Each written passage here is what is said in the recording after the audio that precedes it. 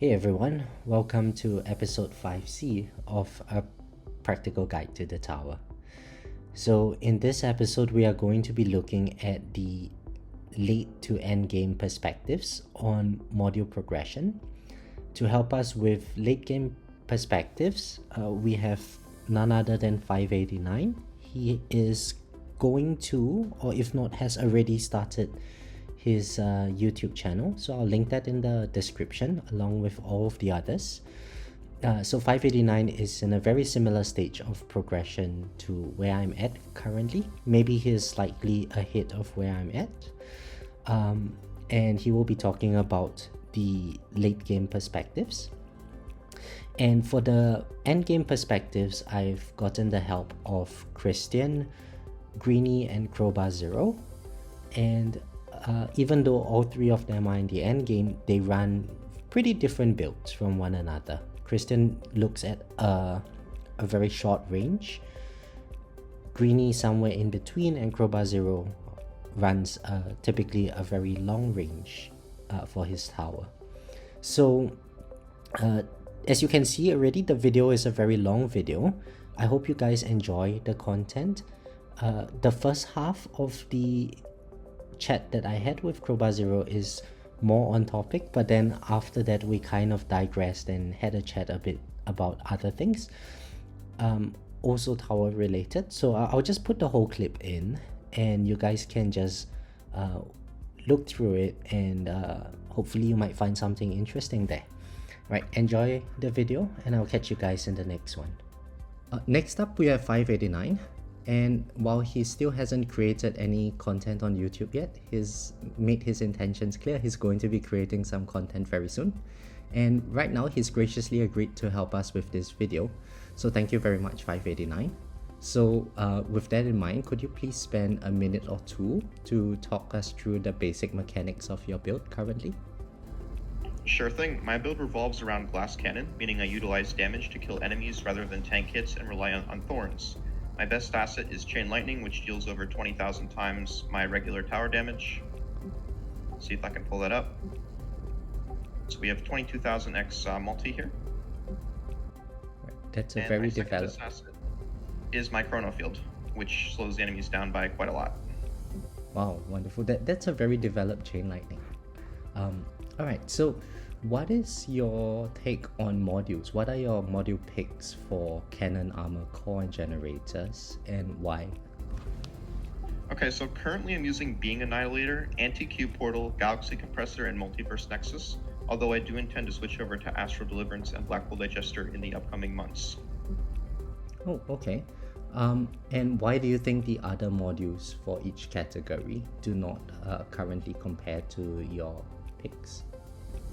Well, Death Penalty is a poor choice in general for farming because it has a chance to instantly kill enemies before they reach the black hole. The other cannon mods are fairly decent, but Astral Deliverance is exceptionally strong for Chain Lightning builds, which is why I'll be switching to it soon.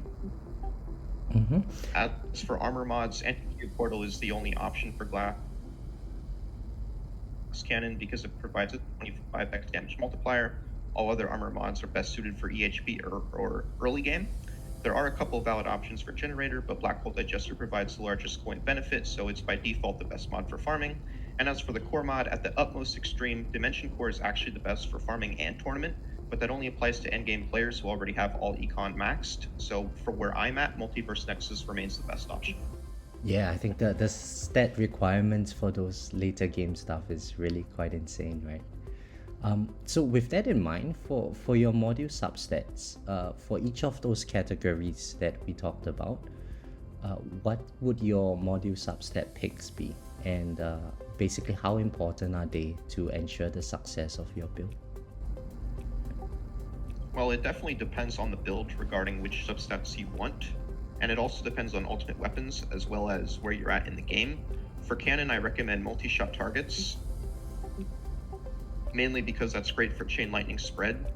If you're using Spotlight Plus, I recommend damage per meter. I mean, that's self-explanatory. Critical Factor, Critical Chance, Super Crit Multi, and Super Crit are also incredibly strong for the cannon. The generator subs are relatively simple. The best three options are enemy health level skip, coin skill bonus, and package chance, unless, of course, you're using BHD, in which case you'll also want all the free ups. That includes attack, defense, and utility. As I mentioned before, ACP is the only valid option for Glass Cannon, and the only subs required on that are Orb Speed, Orb Quantity, Death Defy, and Wall Rebuild. For tournaments, some players may prefer Landmine Chance and Landmine Radius, but that's quite subjective. And last but certainly not least, probably the most important, in fact, we have the core mod. For this, Golden Tower is the most important substat by far. That's no question, because it extends GT combo, which is the best source of coins in the game. I also recommend all economy cooldowns to prioritize their uptime, Deathwave Quantity for perm Deathwave, and Chronofield Slow for 90% slow. Right, wonderful. Thanks so much, 589. And by the way, I just have one question out of my own curiosity.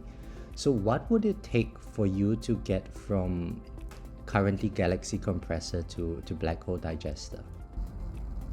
Well, I could probably make the swap right now and see some benefit, but the thing is, my Galaxy Compressor is 5-star and my BHD is only 1-star, so I'm kind of waiting to pull mods to get my BHD up to equal at least 4 stars before I swap over. I'll also need some additional substats. My Deathwave will need a little more cooldown before I make the switch.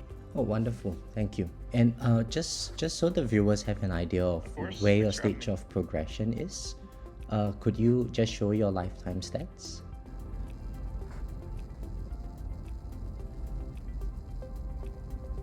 So it's about 1.4 big Q and about 95,000 stones. Oh, wonderful. Thank you so much, 589. Thanks for your time. Of course. Alright, so next up we have Kristian. And Kristian is not a YouTuber, but we are all actively trying to encourage him to start his own YouTube channel. As you will probably see very soon, he is a very endgame player, and most people would have, if you have watched any of the live streams from any of the content creators, you will probably know Kristian because he's very active in the chats and so on. So Kristian has graciously agreed to share with us some stuff about his tower, and I guess we can compare a few variants of endgame farming strategies. So anyway, Kristian, would you like to spend a minute or two to introduce yourself to the audience and also talk us through the basic mechanics of the build that you are running? Absolutely. Hello, everyone. At the moment, I'm trying out different ranges for my optimal range for farming. At the moment, I'm running 30 meters with range card. So far, I've seen a huge improvement in my coin income over running the old 70 meters. Mm-hmm. So roughly in perspective, how much increase in coin did you get? It boosted my income by almost the same as a Golden Tower plus upgrade, so around 20%. Oh wow, okay, that's great. And what kind of synergies do you use in your farming strategy? At the moment, I'm using Multiverse Nexus. Mm-hmm. We got everything synced to 50 seconds, so they sync up with my Golden Bot. Yep, okay. And I guess that requires you to, we'll get into that later on about the module substats. But I guess you're having to gimp some of your substats as a result of you having a max death wave cooldown. Yeah, I went to the extreme and maxed my death wave cooldown and had to find another way around it. Mm-hmm, mm-hmm. And I think this is something that is probably worth mentioning, that because of some of the modules that he's going to be discussing later, I guess having that golden bot sync is extremely beneficial to your coin income. Yeah, until we figure out how to make everything synced up again, and by everything I mean Black Hole, GT, and Deathwave. I was running at 48 second sync, and that messed up the whole. It basically messed up everything by not having golden dots synced up. Okay, great. So those three massive I think UVs. I think that's pretty interesting. It's definitely something that not many people would consider, especially someone at my level. Everything I want is just ancestral. I'm just not getting ancestral of anything. But okay, so Kristian, what are your module picks that you would suggest for, say, farming as well as for tournaments? The difference between my farming setup and tournament setup is actually just my Multiverse and my Black Hole Adjuster. In tournament, I run Beamcore, which I think everyone is using. Yeah. And I also use project funding. Okay. I'm glad to see that it's not all green on your project funding. Yeah. Okay, so I don't think I will do anything with it. One thing I'm interested about is your Canon module. You are using Astro Deliverance for tournaments. Yeah. And is there a reason why you would choose Astro Deliverance over the others? I saw no difference between using AD and Despante. Okay. So I'm honestly just too lazy to swap them out. Some tournaments I don't swap out anything. I just leave it as it is and go. Yeah. Oh, so you mean you just use your farming setup for tournaments? Yeah. Okay. And I guess the coin income is still good in tournaments then. Yeah. It's more like, get me the hell out of here. I need to go back to farming. It's downtime. Yeah, and especially since your coin income is so high, I think the opportunity cost of you going into tournaments is also really high. Yeah, it depends on which of my friends I get in my bracket. If I'm really unlucky, I'll get a few of those big boys. There is no chance of me beating them. Right. Then I just lock in typically between first and second and just let it go. Okay. And so maybe on that note, maybe we can discuss a little bit about why for all of the Canon, say the Canon, the generator, core and armor modules, at your stage of progression where you are farming at, the other modules are not viable or not preferred.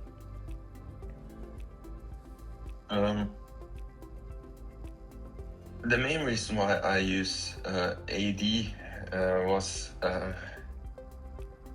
for the longest time I was using Death Penalty as my farming Okay.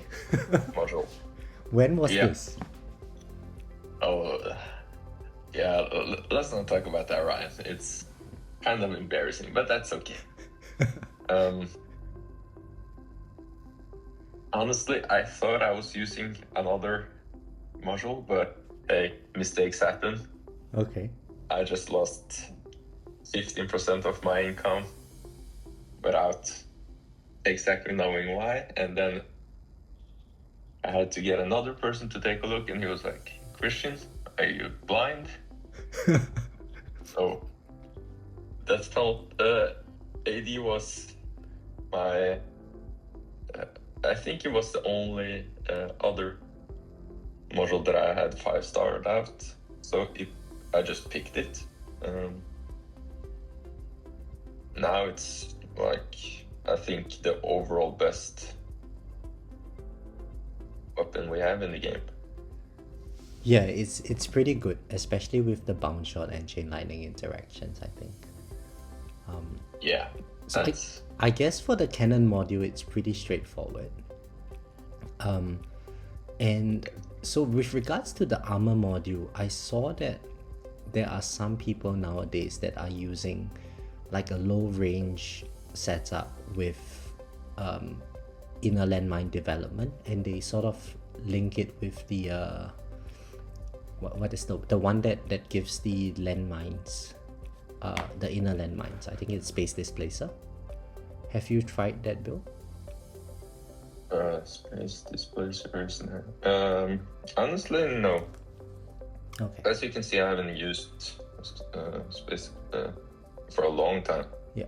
I haven't even unlocked of the slots that I have. I could unlock. Yep. Yep. So I haven't used. I went. The module I used before ACP was Wormhole. Okay. So this was when you were doing EHP farming, I guess. Yes. Okay. And is there a reason why you have decided to not try the inner landmine build? The main reason is the effect on my ACP, the 25% increase in damage. Mm-hmm. I need as much help as I can get. Okay. Okay. So the control is probably not what your tower is lacking, I guess. No. Okay. And what about for... Well, I guess for your generator module, it's obvious that you would use Black Hole Digester. Yep. Yeah, so there's nothing much that can be replaced at your level, given how developed your ultimate weapons are. But maybe you can talk us through what sort of requirements were needed for you to switch from Galaxy Compressor to Black Hole Digester.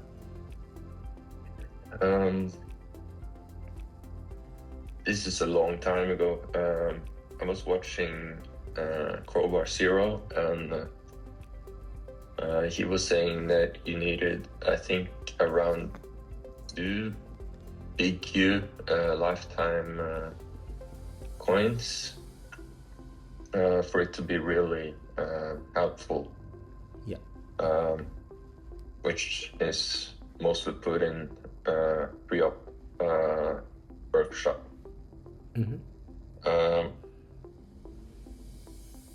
And I think everyone around my stage and earlier and later are pretty much running Black Hole at the moment.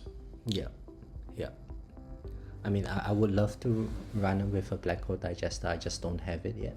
But I think I'm almost at the 2Q mark, so I really hope that I get one. You've been really unlucky with pulling modules. Oh yeah, don't get me started. But it's okay. It's okay. We'll all get there at some point. It's just a slight bump in the road, you know. But I guess for someone like myself, where I don't have the specific modules, is there anything that you can say to make our lives feel a bit better? I think I ran G-Comp for like, I don't know, since it came out until I swapped to Black Hole.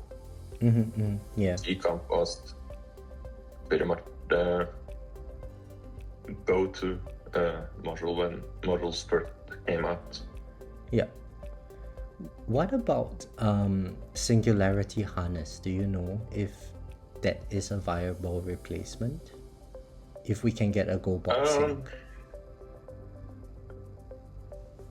It could be. Absolutely, it could be. As you can see, I've... This is the most developed Singularity Harness I've ever seen. Yeah. I've pretty much, as you can see, I've been using using it a lot. Yeah. Especially lately. Yeah. Yeah, and you know what, So- Kristian? I just noticed that I can finally say that my singularity harness is more developed than yours because mine is at 5-star. Oh, So there's something that Is that a I can beat challenge? you in. yeah. I just went back to pulling modules again. Yeah.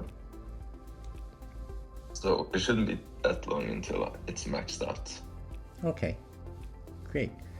And I guess for the new module that just came out, that Sharp Fortitude, so it's Yeah. basically an EHP module, and at this stage in the stage of progression where you are at the end game, there's really not much use for EHP.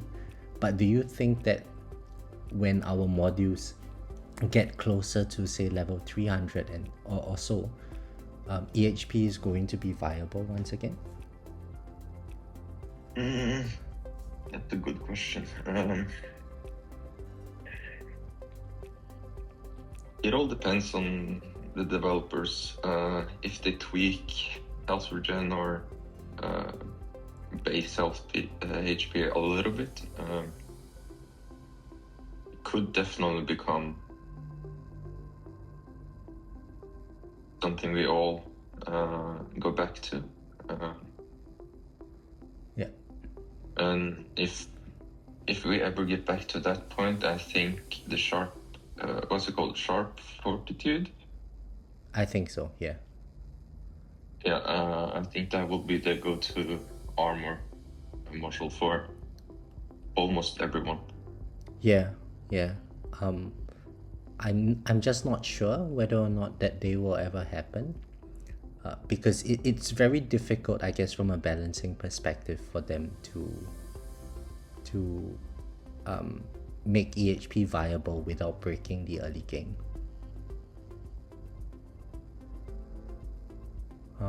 Yeah. Yeah.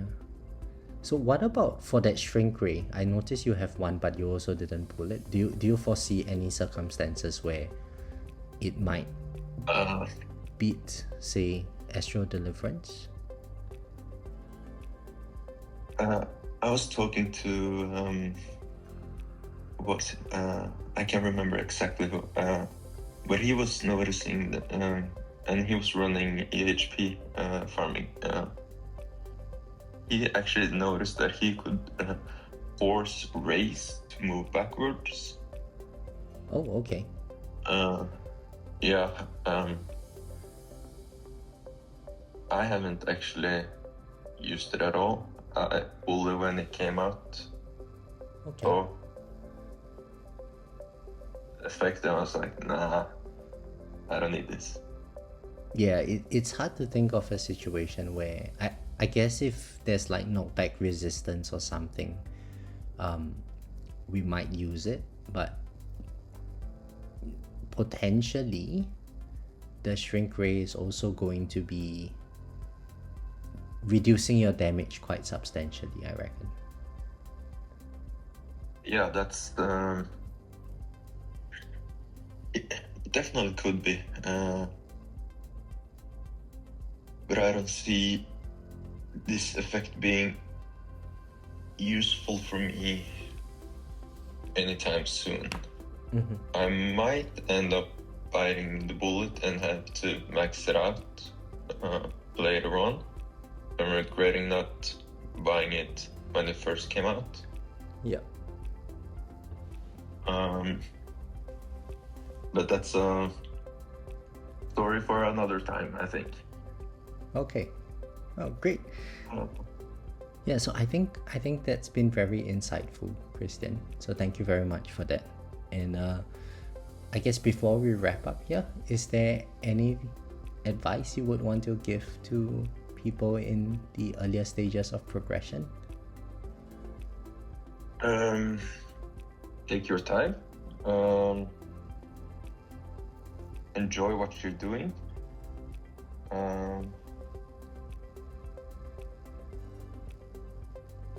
talk to the community. Look for help. Don't be afraid to ask. This community is so great. Almost everyone is open to help. From YouTubers like yourself to unknown people like me. There's a lot of people who's willing to help out. So don't be afraid to ask questions. The worst thing that can happen is you get no response and someone else chimes in and helps. So use Discord for what it is, Reddit, YouTube. Use the community as much as you can. There's a lot of guides out there to help you in specific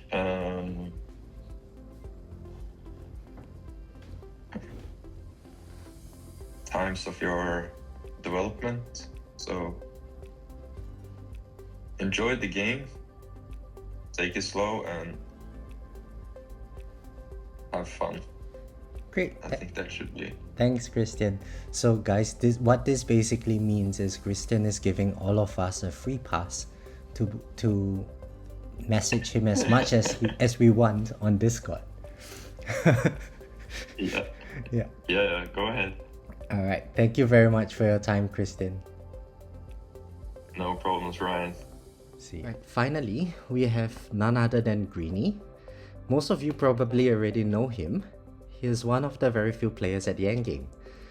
So do make sure to check out his channel. I'll link it in the description. So anyway, Greeny, would you like to introduce yourself to the audience and maybe spend a minute or two to talk us through the basic mechanics of your build for farming and for tournaments?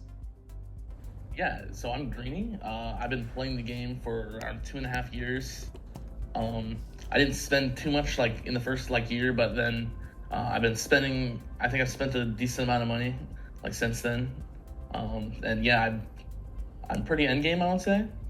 So yeah. For my farming build, everything pretty much revolves around a 50-second sync with Golden Bot and Death Wave, pretty much. Since I'm able to get permanent black hole, pretty much, it doesn't really matter for using Galaxy Compressor. So I can use other things like black hole digester for more coins. Oh, okay. Yeah. So for my tournament setup, I kind of just use as many damage multipliers as I can, just for consistency. Just for poison swamp and chain lightning damage, since that's what I use mainly. I see. So for the sake of bringing the audience up to speed, what kind of multipliers are you looking for? I think most people use Anti-Cube Portal and Dimension Core. Those are the main two, but also the project funding, since that's also a damage multiplier. Right. I use that pretty much every tournament. So. Okay. So I guess touching on that, what would then be your module picks for all the different slots for both farming and for tournaments? Yeah. So for farming, anything for me besides death penalty works, since that can hurt farming. So I've kind of just been going with Astral Deliverance, which is what I had Ancestral first. So back when near when they came out, that's why I got to Ancestral first. I've just been working with that, have the substats for it and stuff. So yeah, I've been working on that for a while. For Anti-Cube Portal for farming, it's pretty much just for the damage boost. I mean, that's the most simple one. None of the other modules in the armor category give a huge damage boost like that.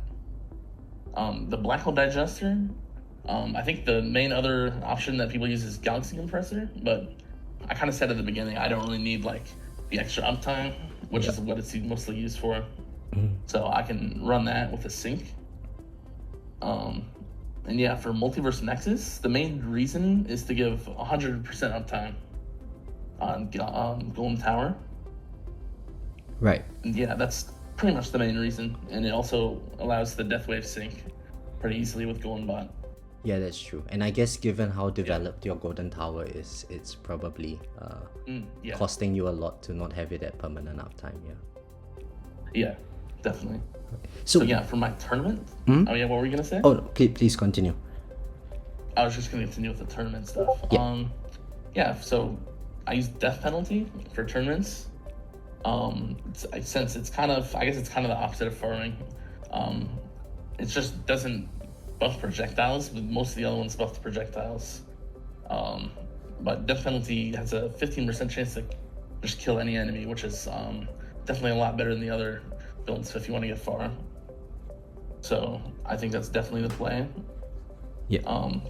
For anti-cube portal, it's the same thing. It's just a huge damage boost again. I think the other option I would use would maybe be Space Displacer, but I mean that's just it's just more stunts. But I don't really need that with what I have. So I think the damage boost is definitely better. And then for the project funding is what I use for the generator slot. I think this one, a lot of people use Galaxy Compressor still, but I don't use Smart Missiles at all. So I really don't need to like buff the cooldown on that, since the damage of Poison Swamp and Chain Lightning are pretty consistent. Right. You can also use like Pulsar Harvester, but I just don't think that's quite as consistent as project funding. So yeah, given how much front loading of the damage project funding Yeah. does. yeah, definitely. And then yeah, lastly the Dimension Core. I mean that's kind of similar to Anti-Cube Portal. It's just a huge damage boost. It's even bigger than Anti-Cube Portals. Yeah, it's just like, I don't know, it's kind of necessary, I would say. Yeah. So actually, one thing I picked up from that is that you also sometimes consider using the Space Displacer for your armor module. Could you talk us through how that might factor into a build? Yeah, I've tried it a few times. One time, I think it was like in the last major patch, it actually worked better just because I needed the extra stuns. Yeah, the main thing you use it for is pretty much just extra stuns, like a lot of extra stuns. I mean, sometimes it can be better depending on just the battle conditions for tournaments. I would say it's usually not going to be better than the Anti-Cube Portal, but yeah, in those few times it could be. Okay. And do you try to keep your range small so that the landmine radius stun would affect a bigger area, or you just go for max range? Yeah, it's usually like smaller. I mean, it depends what you consider small. I've found like 75 to 80 meters is working best for my tournament setup, also for farming. So I guess they're kind of the same in that sense. All right, great. Yeah, around there. Wonderful. Thanks, Greeny. So, I guess along that lines, why do you think the other modules for each of those categories do not compare with whatever picks you had selected earlier? Yeah. So, yeah, we have what do we have? Being Annihilator, Astral Deliverance, and Havoc Bringer. Since those all kind of buff projectiles for tournaments, I don't care for those that much since I don't use projectiles. Astral Deliverance does have the crowd control, the little buff to that, but I don't think it's enough to be better than Death Penalty. And then Shrink Ray, that ability is just not that good where I'm at. I don't really need to remove the mass from the enemies. Right. So I'm interested to find out from you, where do you think that would be useful actually? Because I looked at it and I thought it wasn't very good. I think it's good. It could be good if you don't have as much like Chrono Field slow. Right. Just because you need to be able to knock back the enemies a lot more, or lower Chrono Field plus. I think it could be good there. Okay. Just during a tournament with knockback resistance or something like that. Yeah, like the last one that we just had. I think a lot of people had trouble with the fast enemies. Yeah, I saw that as well. Yeah. Okay. Yeah, for the armor, I think 2 of them are just purely EXP, which I just can't use at all. At the level I'm at, the Wormhole and Redirector, and then the new module, Sharp Fortitude. They just purely buff EXP, so they're not going to do anything for me. The only other option I didn't talk about was Negative Mass Projector. It could be good sometimes It's partially EHP, but partially also for more slow. Right. I don't think it's really needed. Like the extra slow is not really needed. Like I said, I have a high Chrono Field Plus, so it's not really needed where I'm at. That's kind of my thinking on that. And then for the generators, most of them, I guess, there's kind of a lot of good options for generators, at least for both categories. So we have Singularity Harness. I didn't really talk about. I think it can be like decent, but it's just not quite as good as the other ones because it's just a 2x damage multiplier, which is not that much actually compared to what you might get with the other ones. And then the bot range, I don't think will change too much. I don't think it's like effects, just like actually do enough to be able to outrank the other modules. Yep. And then core category. I just don't think the abilities of a few of the other ones are just quite as good. Ownership, it's just we pretty much have like 100% spotlight coverage at this point, where I'm at least. I almost am there. Yep. But bosses aren't even the main problem for me. So, I mean, that's pretty much just a useless ability. Okay. Harmony Conductor could be decent, just for the misses. But I just don't think it's better than like a Dimension Core, like the damage boost. Yep. And what about the magnetic hook if you're running like a space displacer build? I think if you have, it could be decent if you have like super invested into like inner landmines. Like it could be good for damage, but I mean that's a super specific build. I don't even have experience on that, so I have no clue if it would like how good it would be with that. But I think it could be decent, like running full inner landmine damage and stuff. Yeah. And it's one of those things with inner landmines. You kind of, if you invest too much into inner landmines, it's very difficult to pivot away from that strategy, right? Yeah, definitely. Right. Great. So I guess finally, maybe for the picks that you had selected, what module substats would you recommend for each of those modules? Yeah. So for my cannon on my farming, I think that it's pretty variable. You don't really like actually need anything. Like nothing's really vital. But of course, like the damage substats will help. The damage ones are critical factor, critical chance, super critical chance, and super critical multiplier. So those all just boost ultimate weapon damage. So those are just nice to have. You can use like multi-shot targets. It's not like needed though. Those are the main 4 that you really need. For anti-cube portal, shockwave frequency is like probably the most important. Then orbs and orb speed are pretty nice for bosses, and I guess also if you have the orb coin mastery, the extra orb. Yep. You get a little consistency for getting the hits on those. And then like Death Defy is also nice. That's only for farming. Yep. Black Hole Digester, you need the enemy health level skip, and then the 3 free up subs. So since it uses free upgrades as to give you like a coin multiplier. Coins a kill is like also a good sub stat, but I don't think it affects too much, so it's not like 100% necessary, but it's a little bit more coins.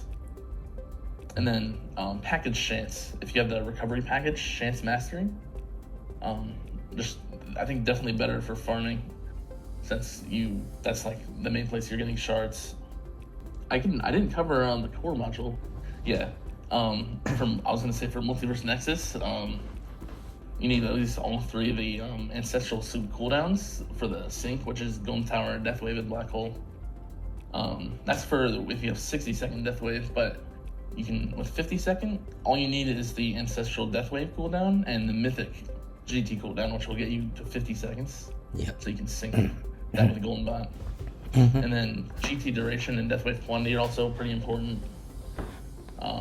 And then Spotlight Angle if you need it. I think most people need it, but you can get it to max in the workshop. Oh yeah. It's going to cost quite a bit, that one? Yeah, it's really expensive. Yeah. Wow. And then golden tower bonus as well. Golden Tower bonus. Not duration? I think I mentioned Oh, duration. okay. Mention duration already. Yeah, that's after the cooldowns, I'd say, like priority wise. Okay. Sorry, my brain is not working. It's been a very long day. That's fine. Yeah, so I guess that covers everything. So thank you very much, Greeny. If there's anything you would like to say to the audience, feel free to do so. Oh yeah, I mean, I hope I can help just with my my knowledge and my build. I guess like hopefully my build can like give you some ideas for where to go with your own like tower.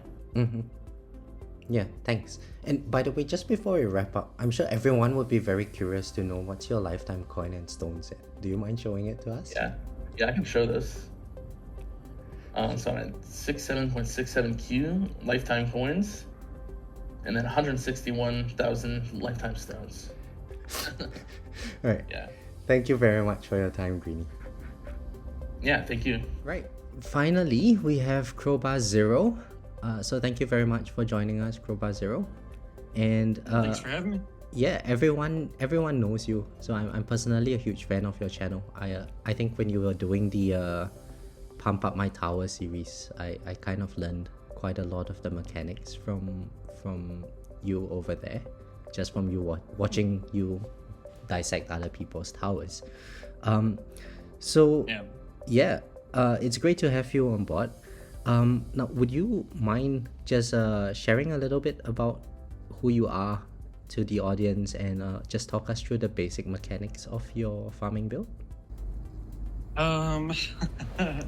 Obviously, my name is Crowbarzero.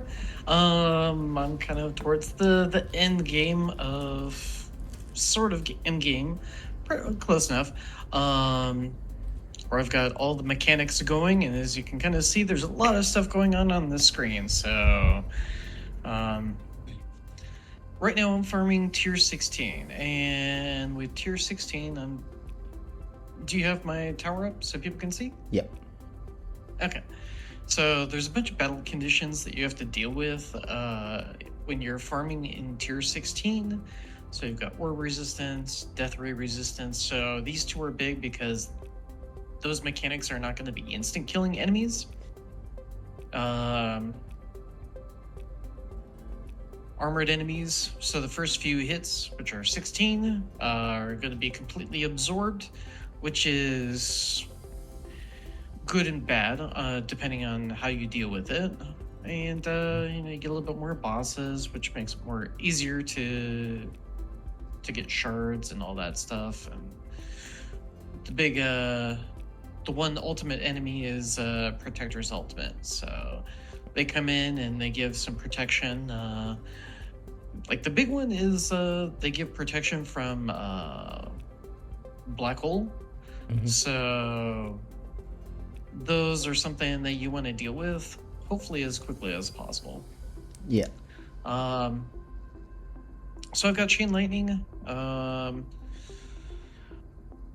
Basically goes around, and at the point that I've got it, I'm pretty much shredding through all the armor that enemies have fairly quickly, and then it leaves like a little bit of a shock bonus.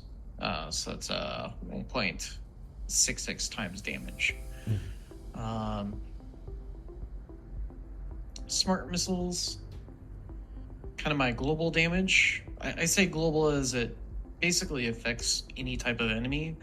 Global or universal, somewhere along those lines. But the more hits that enemies take from smart missiles, you get additional damage that's added to them.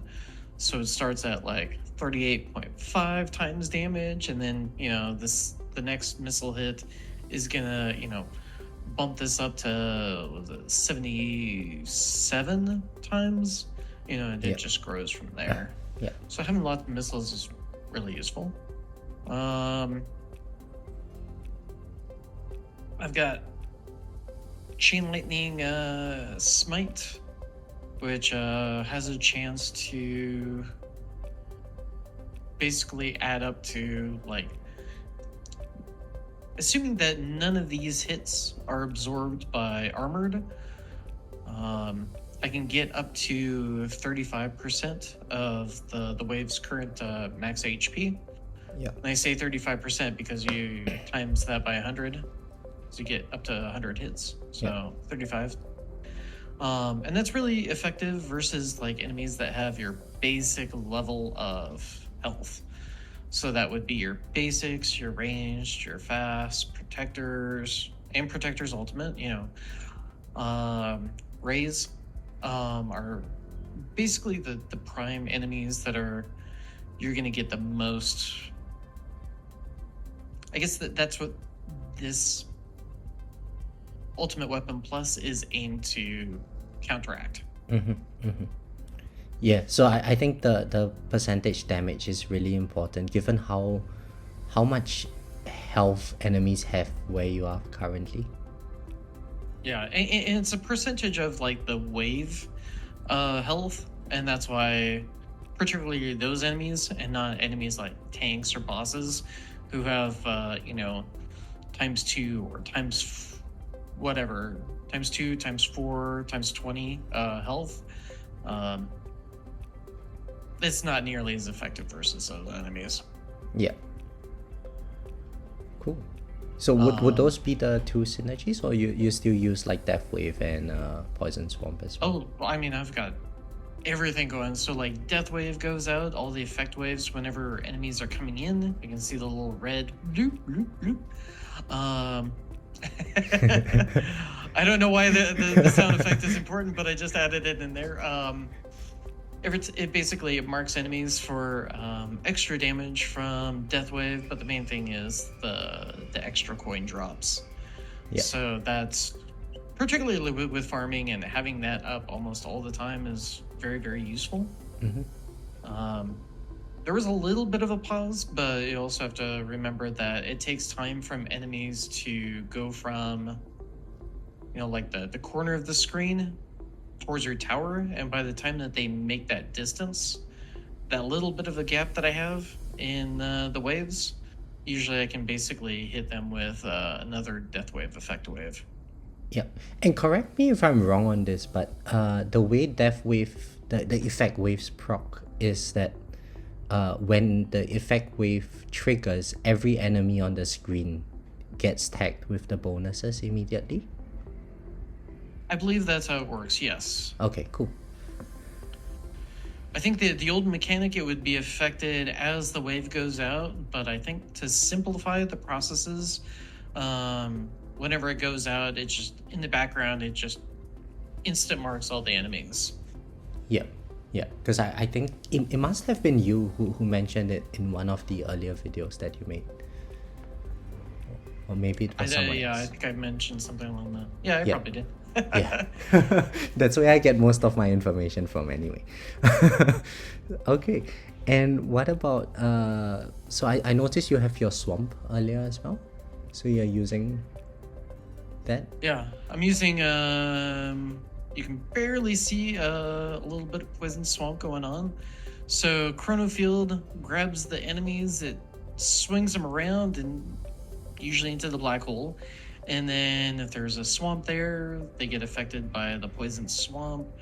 It adds a little bit of extra damage, but I think it's best probably targeted towards like bosses, tanks. Because those enemies tend to move a little bit slower, so the more time that they're on the screen, it's just going to tick for more and more damage. Right. So then Chain Lightning would be for the the smaller enemies, and for the bigger ones you rely on Swamp to delay them as much as possible to I guess destroy the enemies. Yes and no, because the Swamp is effective against a lot of enemy types, but it's not effective versus all enemy types. Yeah. So like Chain Lightning also has an amp versus scatters. So it's really good against eliminating that elite type of enemy, but Swamp doesn't affect them like it does versus many other enemies. And it also doesn't affect rays. So there's a lot of different like counter tools, almost like a rock paper scissors. Like, oh hey, I'm gonna bust out the paper to take down the rock. Yeah. Okay, cool. So, I guess on to the main topic that we're here to discuss. What would be your module picks for farming and for tournaments, as you're currently using? Okay. Sorry, there's a little bit of delay right now because the program that I'm using, or the service that I'm using, is basically a cloud phone. And sometimes there's a pretty nasty delay, as you're probably seeing, because I'm trying to click and then it's taking forever sometimes. But in the background, this thing is actually always useful for farming, because it's always performing, I guess, optimally for the tower is the best way that I can put it. In case anyone is wondering what app Crowbarzero is using, it's Red Finger. And yeah, okay, please continue, Crowbarzero. So right now I'm experimenting with shrink ray, but usually I'll be using Astro Deliverance. Mm-hmm. Just as long as you're not using death penalty, I think that's the biggest thing for any farm setup. As far as the cannons go, but Yeah. cannon for like tournament, you definitely want to use death penalty, because that just marks enemies. It cuts down the number of enemies that you have to deal with, and it makes it easier to just progress farther and farther. Okay. And sometimes it even like marks bosses, so being able to just instant kill an occasional boss is super helpful. Yeah, death penalty has that RNG aspect, which allows you to potentially get a lot further in your tournaments, just from tapping the bosses. Yeah. Again, it's RNG, so you could run it several times, and your results from one tournament run to the next could be drastically different, just based on the activity that you get out of death penalty. Yeah. So can I just ask about the shrink ray? What is the main benefit that, at least from your perspective, how is that potentially going to help your farming run? So potentially, if anything, I believe that it may slow enemies down so very slightly. Most of my damage is coming from my ultimate weapons, so while the other cannons are focused on doing bullet damage related at things, this one is just decreasing their mass, so it helps me juggle them a little bit better. Is this the optimal, the best? I really can't say for sure, but that's why I'm testing things now. But that's kind of the thought process I have in the back of my head. Okay. And how has the experience been so far?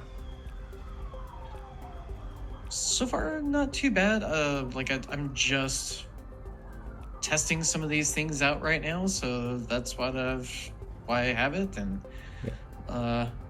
afterwards, I guess I'll link the results or mention something about the results and at the end of the video. Oh, nice, great. Okay, so that's for cannon. What about for armor? So for armor, I think pretty much everyone is using anti-cube portal. Basically, your shockwaves go out, and you want to make sure that you have your lab for shockwave done enough so that it's going out far enough to be able to mark enemies with that extra damage. And it's just another tool, another multiplier to help extend the length of your runs. Yeah. So actually, just the other day, I tried a run where I used the space displacer. I think it's the one that generates inner landmines. And so for me, I run quite a small range. And with the space displacer, I seem to be getting a lot more stuns on the bosses. It didn't work out to give me higher wave count, but I guess that's because my inner landmine is relatively underdeveloped. But would you foresee like a situation where, you know, the inner landmines stuns is something that is useful at your stage of progression? Possibly, and like very hesitantly. Because stuns are very powerful, but in a farming situation, not so much. Because with Golden Tower Plus, basically you want to kill enemies as soon as you get them within reach of, like, especially mainly your coin bot. So you want them to get as close as they can to your tower while not endangering your tower. So that's kind of like you're trying to kill enemies at mid range. Yep. And you want to do that very, very quickly once they reach that point. So you don't want to be stunning enemies. Preferably more of like you just want to mark them with a massive damage multiplier so that they go boom as quickly as possible. Yeah. Okay, that makes sense. So I guess Anti-Cube Portal, and that seems to be the theme of this particular segment where we look at the late game farming builds. It seems like damage is we're basically just trying to get as much damage as we can. Exactly. What about for that newest Sharp Fortitude one? So I noticed that your module levels, well, they're significantly higher than mine, but at this stage where you are, EHP is not viable as a farming strategy. But do you foresee maybe in like the short term or long term future where we get our modules up to level 300 that might become viable once again? So it wasn't too far off in the distant past when our highest league was champion, and during that period of time, actually having a hybrid build, being able to soak some hits, 1, 2, whatever, was actually very, very important for progressing in tournaments. So a gameplay style like that could possibly return. It's just right now, it's not part of the meta. Yeah. And I think one of the things that is just lacking is the amount of health multipliers that we get from ultimate weapons. We do get quite a bit of damage multipliers, but the health aspect, it's just death wave at the start. Yeah, it just doesn't scale with the insane amount of health or the insane amount of damage that enemies do in the later game. Yeah.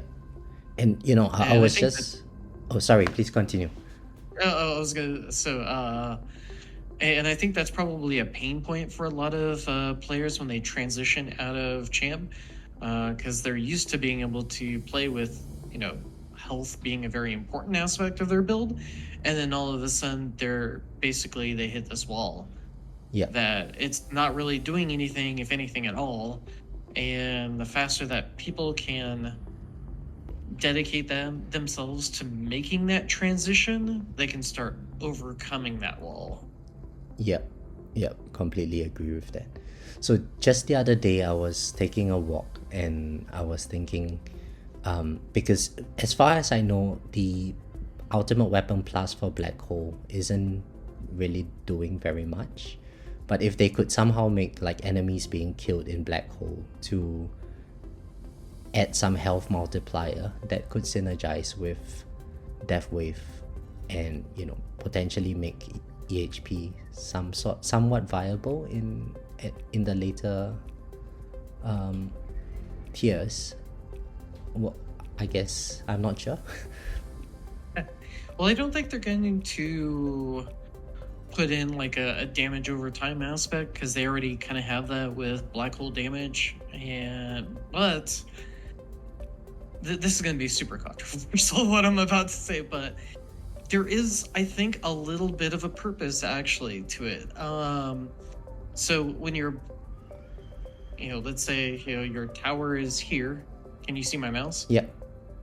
Okay, so if your tower is here and you've got a black hole, on the opposite sides, and then the black holes decide to pop up over here, having that kind of explosion damage between that transition to be able to clear those enemies out, and then the remainders can be, migrate over to the new position without clipping into your tower. I think that's the use case where Black Hole Plus is useful. I see.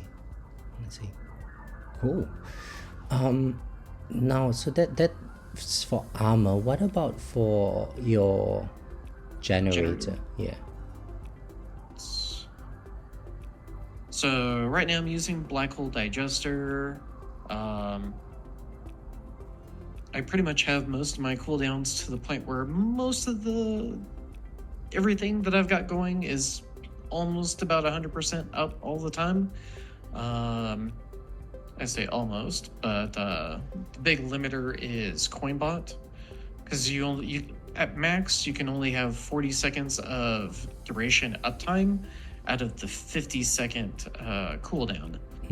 So there's that 10-second window that you don't have that uptime, and you're not getting as many good coins. Yeah. But as far as Black Hole Digester, because G-Comp at this point isn't really giving any benefit. I mean, yes, it would benefit, but not as much as just an extra 10% per free upgrade, and I can potentially get up to 6 of those. Yeah. So that's a 60%, and then if you wave skip on top of that, you get all those additional, like whatever you would have skipped during that period. So it's a really nice boost. Yeah.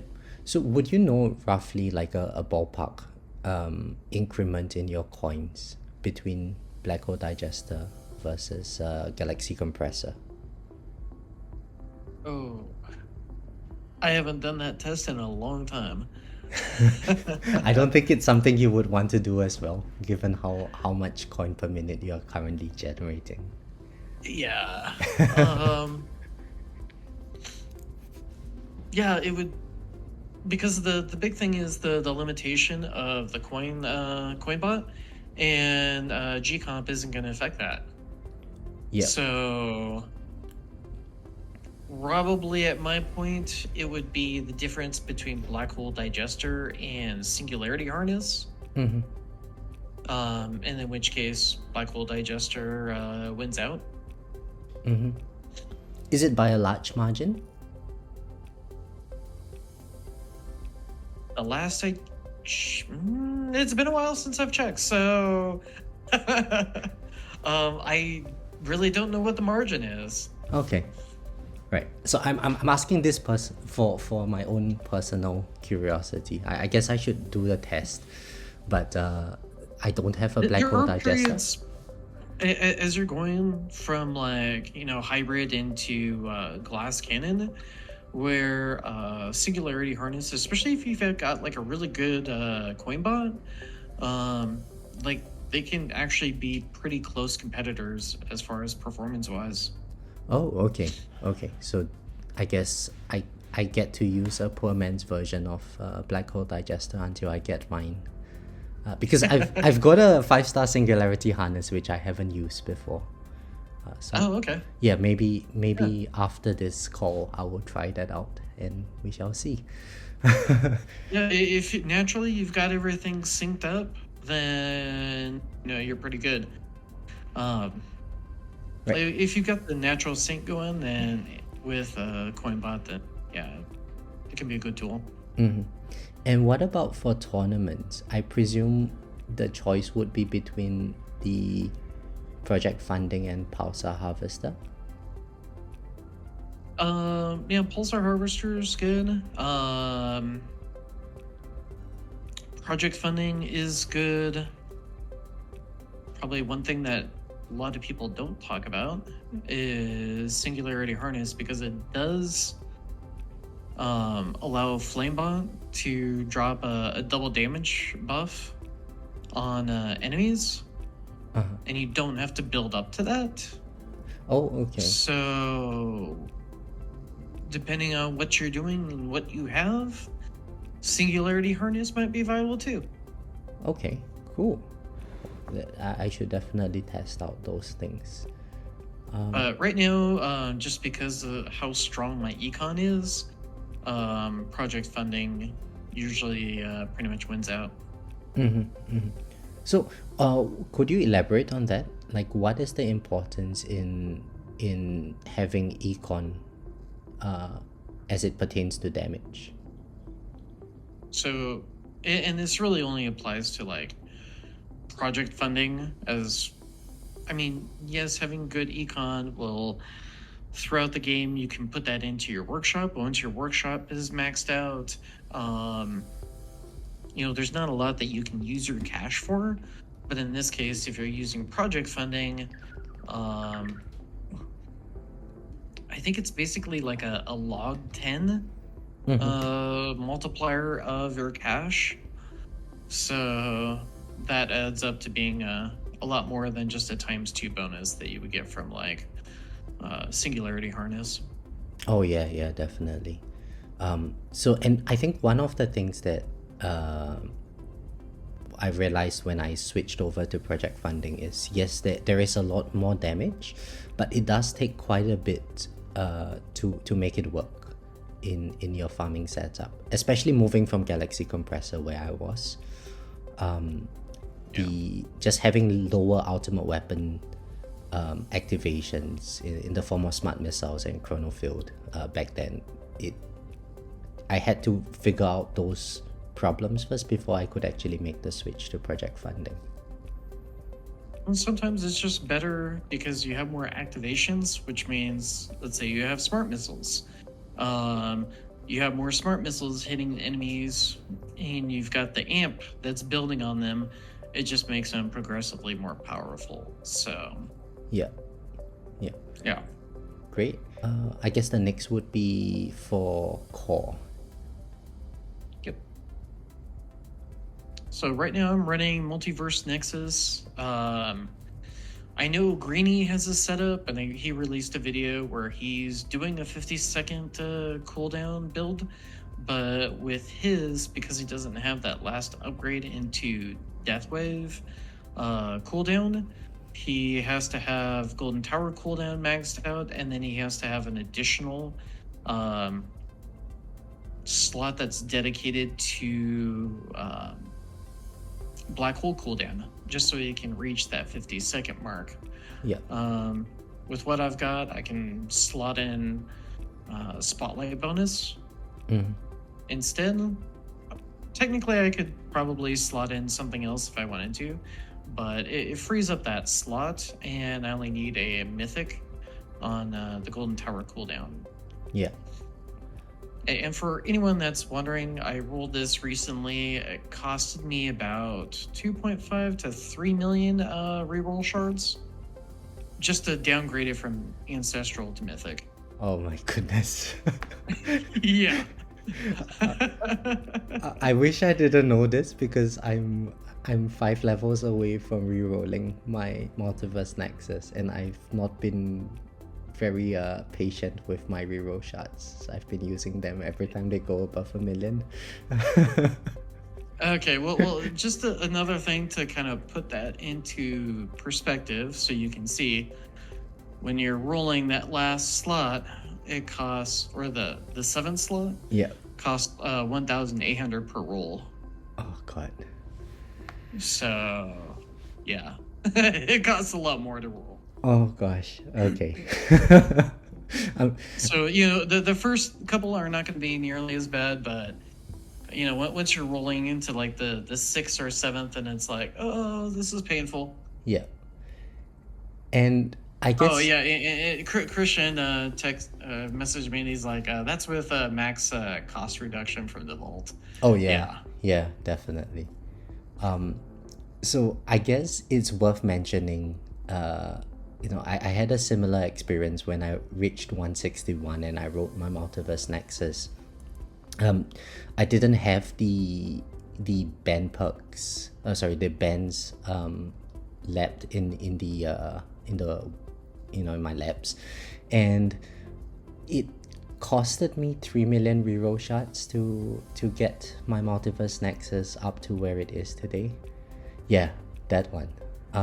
Yeah, that's why I'm working on these right now, because it's so painful. Yeah. So yeah, I'm learning from my past mistakes. So I'm working on my core bands and generator bands as well for eventually when I get Black Hole Digester. I'm doing this really quickly for my guild here. Oh yeah, of course. Here, let me jump back over. So yeah, like as far as tournament and just kind of going back, Multiverse Nexus is not going to be the optimal mod for everybody. I mean, there's a huge chunk of the game that, yes, you could use it. Usually I recommend trying to get smart missiles to go along naturally, like synced up naturally with your econ, just so you've got this like you've got some damage that's coming along with you, and that damage is going to be taking out protectors that are in your black hole. And then once you finally get to the point where you're making that transition into glass cannon, you already have that damage tool built up and ready to go. And you don't have to build that alongside like Chrono Field and all the other stuff. So yeah. So I think I was when I was watching your Pump Up My Tower series, you mentioned quite a few times about getting your smart missiles to be synced up with GT Deathwave and Black Hole. So that was something that I was doing for quite a while as well. And it was it really just taps the protectors, because especially in the later stages of the run, Chain Lightning really doesn't do very much. Generally, you don't even want Chain Lightning in farming runs because you might be killing enemies outside of where you're trying to make your kills from. Yeah, exactly. So Chain Lightning, and one of the mistakes that I sort of made is I made my Chain Lightning to double the damage of my smart missiles. So I get I think this was when I was running Obelisk, and I get to a situation where my smart missiles can't kill the enemies, so I want the Chain Lightning amplification. But the moment I turn on my Chain Lightning, it just wipes the entire screen of all enemies. And it results in a net fall in my coin, which was very annoying, and it's something that I still haven't gotten around to resolving until today. But yeah, just keep on building that, keep on building the rest of your tools, and you'll get there where the general damage from smart missiles will outpace, unless you're talking about like scatters, in which case the amp lab that you eventually get down the road for Chain Lightning just annihilates those guys. Yeah. And I also noticed that for your Dimension Core, you use a lot of smart missiles, or you have two slots for smart missiles. Yeah, I've got the cooldown, which that brings that to a total cooldown of 14 seconds. And then I've got a smart missile quantity, and the reason why I've got the quantity is the more times that you can hit enemies with like the second or the third, or so on and so forth, that next missile that hits is going to do even more damage. So that extra quantity is a nice big damage boost, effectively. Right. And is that something you would recommend for players still today in version 26, given how powerful Poison Swamp is currently? It's really hard to say. I still think that there's value in this. Absolutely. And the big reason why I would probably promote keeping that is so at least you can take down Rays. Rays are still very, very dangerous, and there's no like aside from like slow aura mastery and nuke mastery, there's nothing else that's like a really hard counter versus Rays as far as damage goes. And I think that you kind of get a little bit with smite, but you still need some raw damage to do on them to kill them, and so I think that's where smart missiles still has a very strong place Okay. in the meta. Yeah. Yeah. So And part of that, because here we'll jump down a little bit. I went with chain lightning quantity over chance, specifically anticipating that if there's like you're going into a tournament, you want to get the shock done, you know, all dialed out as quickly as possible. But you don't want necessarily for the smite. And if I got the chance, more of my smite procs would get wasted on armor. So that's why I went with quantity instead. I see. Yeah, that makes sense. And in your chance is already pretty high, so Yeah. it's probably not going to be a big factor. And you know, just to put things into perspective for anyone watching this, I had the 6-second smart missile cooldown on my dimension core a while back for tournaments. But one thing that is lacking in my build is not having permanent chronofill with the battle condition. And so I eventually rolled out the smart missile cooldown substat for just the 10-second chronofill duration, and it helped reduce the variance of my runs.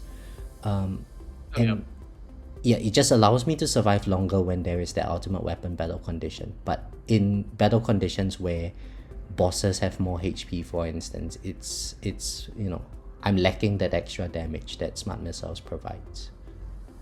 Yeah. Yeah, great. You know, other than that, just going down the list here, obviously spotlight bonus, spotlight angle. The angle, the more I can cut down on the RNG, you know, with bosses or just any sort of enemy trying to hide outside of the spotlight, the better off the faster enemies are gonna die. Yeah. And I know some people in the end game, they run a dimension core instead of multiverse nexus. What are your thoughts on that? So the biggest thing with the dimension core is you're going to be stacking shock multipliers. At ancestral, you can stack it 20 times. So at the max multiplier, you're stacking that up 20 times 1.66 as your total multiplier. What is that? That's about a times 30 something damage, I think. Yeah, 32, something like that. Yeah. So that's why it's preferable that you go with that versus Multiverse Nexus is more of an econ related tool than just trying to push waves. And I guess at least where you are at, you don't exactly need the extra waves. In your farming? Extra waves from what exactly? In your farming runs, I don't think you need the extra waves. No. You want the econ dialed in because you want the quality of the kills versus the quantity. Yeah. Okay. Cool. What about for the others? Like, I remember in an episode a while back with you and Greeny, you talked about using Harmony Conductor as your core module. Let's see. I have tested that out. I need to do more testing. I want to see if I can get this dialed in to see if this might be able to like be a side grade. But yeah, Kristian was like, yeah, that's what the old Poison Swamp. Or we could do perma runs. Yeah. Hey, Kristian's probably right on that. Yeah, we used to be able to do permanent like infinity runs where you would just stun enemies, and you would just be able to continually farm forever, effectively, as long as you could keep them stunned. This would add like a mischance to that. So if they did get a shot off on you, they might miss. Yeah. But once elites were introduced, where you couldn't basically permanently juggle enemies and within all your crowd control with like black wool and whatnot, that strat kind of went downhill. Yeah. The next step as far as modules go in trying to farm, I only have one dimension core. If I can get another ancestral dimension core, that might be kind of my next step to allow me to push even farther waves in farming runs. But Multiverse Nexus at this point, there's still a lot of people even much higher than me that are still using this, so yeah. I don't know how well or how badly it'll perform comparatively, but that's kind of my next saving goal after I'm with my gems. Yeah. If we get a raid up banner over here, that would be super nice. Yeah. I'm hoping they bring back like one of the existing modules into the rotation banner. That would be great. Yeah, I mean they kind of have the blueprint of it right here with featured banners. So hopefully, maybe we'll get like. Well, it sounds like maybe we'll get probably like one of these, hopefully two, just to cycle through everything faster. Yeah, because I do want to get that a featured Dimension Core banner. Oh yeah. So I think there wouldn't be a harm to getting a second Dimension Core. Just for the added flexibility. But I guess it's I don't really like the idea of saving up gems. I'm Kristian would probably know. Every time I've got 20 gems, I just pull a module and hope for the best. Partly it's because I'm just lacking one copy of Black Hole Digester, so it's always like a gambler's fallacy. Like the next one is going to be the module. Yeah, usually I'll save up like 3,000, so at least I know when I'm going in. It's not going to be completely heartbreaking. Yeah. Oh wow. And I'm guaranteed to find something along the way. So, in which case, this time it was a very pleasant. I got 2 in 1. Yeah. So what are your thoughts on that magnetic hook? Now that you have it.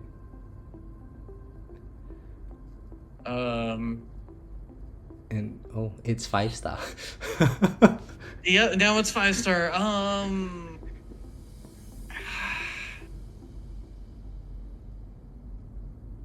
Right now it's really hard. It like if stun locking somehow becomes a meta where you're using like a space displacer and maybe you're using some mechanic to shave off percentages of enemies' health,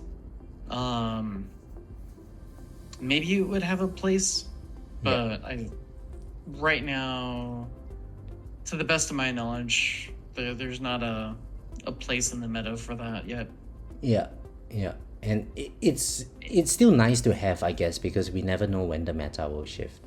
It has happened so many times. Yeah, the meta could shift. It could get a buff. Like, yeah. And that's why I've pulled these, just because that's a real possibility. Yeah. It may be a complete waste, I don't know, but sometimes it's just kind of trying to hedge against possible large meta shifts Mhm. is kind of a good idea at the point that I'm at. Yeah. Yeah.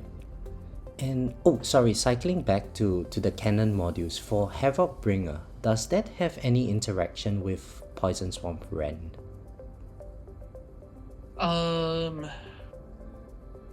Instantly going to, so with here, let me just pull up the lab and claim my gems. So Swamp there's the Rend? additional enemies. There we go. So it's boosted by a percentage of your Rend armor multiplier. So that's effectively the max. So okay. whatever you want your max to be high. Yep. To get the most of it out of that, and that's why. Let me head back. Why I have the max Rend armor multiplier on my cannon module.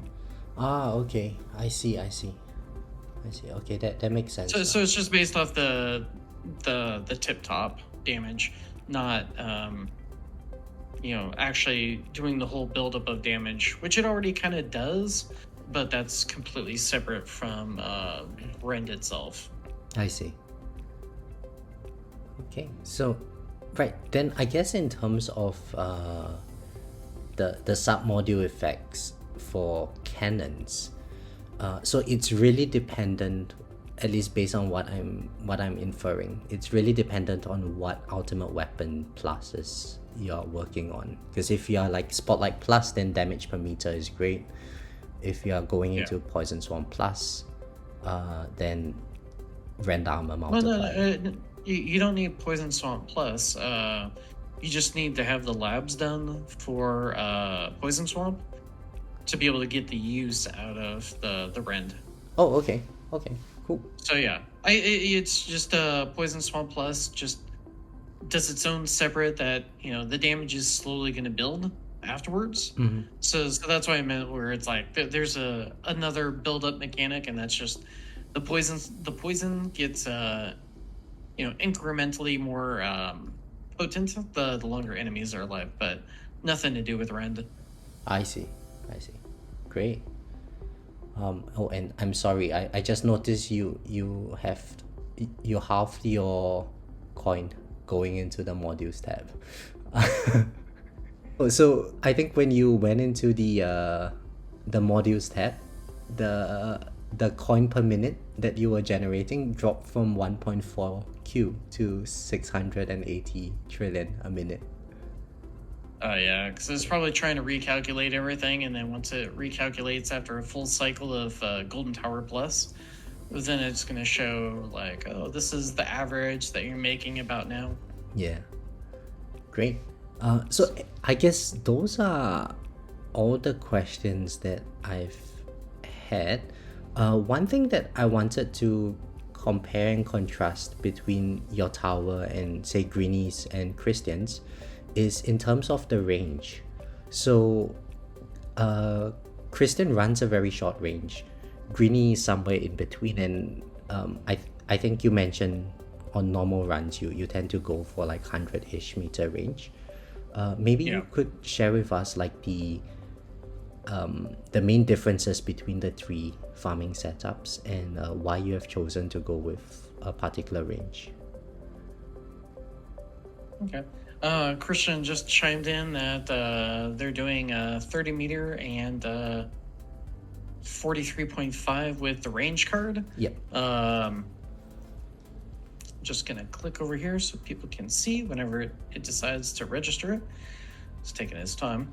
But the big reason is for trying to capitalize as much as I can on being able to use Spotlight Plus to enhance my damage and push my runs even farther. Okay. And I shared an image that kind of shared that of one of my personal best from, I think it was yesterday morning that I ran, and it was like 10,000 waves in tier. So Yeah. like it's definitely very good for pushing farther and farther. Yeah. Do you mind if I put But- up the image in the final video? Yeah. Go ahead. Okay. Yeah, I think it will cost people a lot of salt.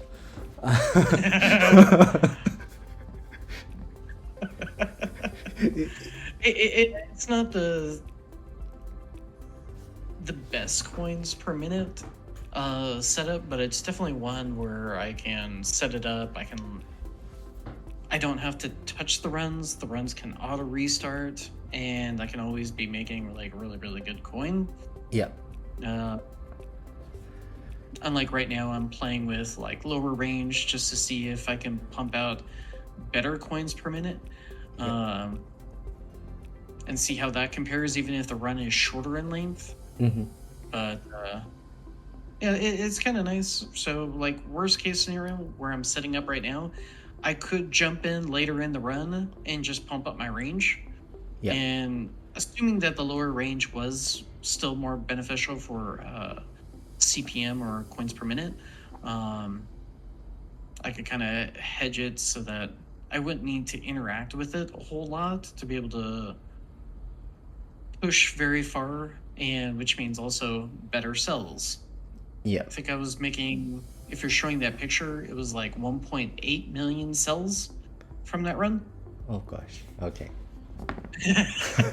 So, it's really good for cells, which is for, pushing my labs even harder as if I can. Yeah. And I guess where you are at, competing at the top, every little bit of advantage really makes a big difference. Yeah. The longer you can hold that advantage, the further you get from say the next person. Yeah. And that also was affected by stones. So if people have been watching my progress, they've seen me drop a little bit because I haven't been whaling like I usually do. So Mm-hmm. I had tax season pop up, and so I spent my money on my taxes. Yeah, well, that's the responsible thing to do. Yeah. Yeah. It's almost tax season for me next month as well. So, well, maybe this gives Kristian an opportunity to catch up a little bit. Maybe. Just a little bit. Yeah. Just a little bit. Right. But, he's got me beat on starting cash. I don't think I'm ever going to overcome that, because that is just beyond me. Yeah. And one thing that I guess my tower beats you in is the game start date.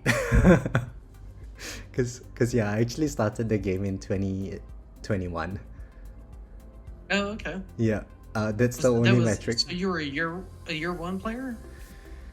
Yeah, I think the game launched in July of 2021. I downloaded it on December of 2021. Oh, okay. Yeah, 1st of December. And over the years, like the game has changed so much. It has. Yeah. But I kind of took a break in the middle for like a year and a half. Partly because of chronophil burnout back in the day, but also just real life was a bit busy at that time. But it's great to see that everything has. It's actually the game. I kind of like the current stage of the game where it's there's a bit of everything for everyone, but it can be a bit overwhelming for a new player. Oh, it absolutely is. Yeah. And that's why, well, part of the reason why I tried to make some of the videos just to help ease the understanding of everything, because it's super complicated. And even between versions, like something new comes out, So like we had the packages, and then all of a sudden G-Comp came out, and I forgot that there was even like a package chance card, so I didn't have that equipped for a period of time until I was like, oh, whoops, I'm an idiot. Yeah, and eventually ACP comes out, and I'm looking through all my stuff, and I was like, oh, I should probably boost up my my shockwave range lab so that I can actually hit enemies with this thing. Yeah. It's really easy to just get overwhelmed with all the mechanics and completely forget about, like, oh, there's this lab, there's that lab, and these synergize together and they're awesome. Yeah. And so that's actually why I'm kind of doing this series. It's there are a lot of guides out there, but being guides tend to be very prescriptive in like, oh, you should do this and that.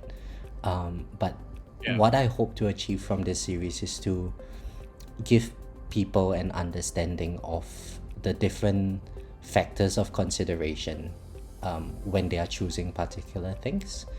And hopefully that helps them make the decisions, because I guess someone in your position, when you're deciding how to progress at the start of each season, you kind of have nothing to rely on. It's just based on your understanding of the game.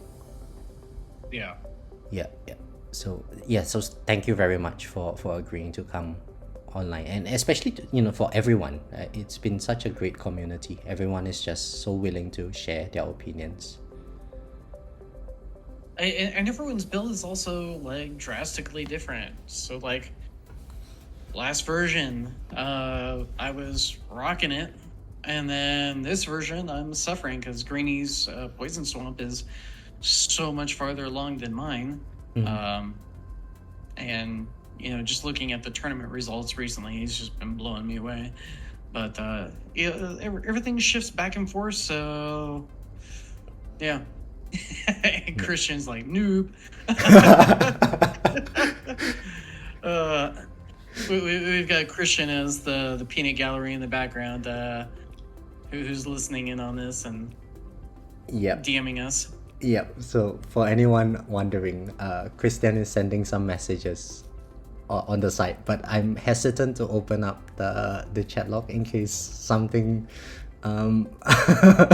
something naughty comes up. No, something naughty will come up. So just Kristian is not safe for work when it comes to chat. Yeah, but so anyway, I think those are all the questions that I had for you, Crowbarzero. It's been a pleasure chatting with you. Is there anything you would like to add before we wrap up, like promote your channel, your Discord, and so on? I'll link all of that in the description, by the way. Okay, so yeah, I've got to pump up my tower series, and it was kind of like I did that because there are those differences. So even though in my head I'm this stage of the game, this path is probably the most efficient for all the information that I know of right now. And we got the coins that are spiking up there nicely. Oh my gosh. There's so much variation between everyone's builds that it's like, maybe the normal meta route is not the right path for their person. Yeah. So like some people I'd be like, yeah, use Multiverse Nexus. That's the best thing for you. Versus somebody else, I'd be like, no, you want to use Singularity Harness or G-Comp or something along those lines. So it's been that was a lot of fun. I had to take a pause on that just because I've been so busy recently, but things should be chilling out a little bit now, and I'm probably going to be doing some more videos here soon. Oh, that's nice. Yeah. So I think at one stage, not only were you pumping out people's towers, you were pumping out videos, like 4 or 5 a day, maybe more. Yeah, it was nuts. It was nuts for a little bit there. Yeah. Great. But yeah, so I usually do a bunch of interviews. So what actually? I mean, you took the break for a while. Yeah. What got you into the game, and what brought you back into the game? So I was feeling bored one day back in 2021, and I I was looking for a tower defense game. I just searched tower defense on the App Store and I came across this game. I tried it. The After the first day, I just bought the ad gem pack and the coin, the starter packs, and I was basically hooked on it. It was really fun. There is something very enjoyable about just staring at this screensaver, basically, that and thinking about how you can potentially squeeze out that last bit of coin and squeeze out that last bit of performance from that screensaver. So that's how I got started. And back in the day, there wasn't any there wasn't very much to do in the game, and I didn't know about the Discord and stuff, so I was just fiddling around with my own builds on the side. I was basically running a Blender build, and eventually life got too hectic, so I took a break. And so at one point, I think I came on YouTube one day and I saw Zeradin's video. I had subscribed to him from quite a while back, and suddenly I saw this video and it's like, oh, it's the tower. I don't know what episode it was by then, and I was like, oh, I wonder how my tower is doing. So I logged back in, and that's the rest is history. One thing I would say though is that because I took such a long break, back when I started, I didn't really have to buy many stone packs. Maybe once a month I would get the stone pack, and that was enough to maintain a pretty high tournament rank, just because everyone was so new to the game back then. But these days, because of that 1.5 year break, my labs are really lacking. I'm just under 2.1k lab completed at the moment, and so I think that's the biggest bottleneck for my overall tower. Mm-hmm. That does throttle a lot of people's progress. Oh yeah, definitely. And I made a lot of stupid decisions over the years. Like back in the day, back in the day, I upgraded my golden tower to basically where it is today, before I started work on Black Hole, and I did that for Black Hole before I started work on Death Wave. Yeah, so I didn't understand about coin synergies and multiplicative bonuses and so on. It was a huge learning curve, and I think, given the number of guides today, it's a lot easier for players starting out. Yeah. Oh, for sure. Yeah. Great.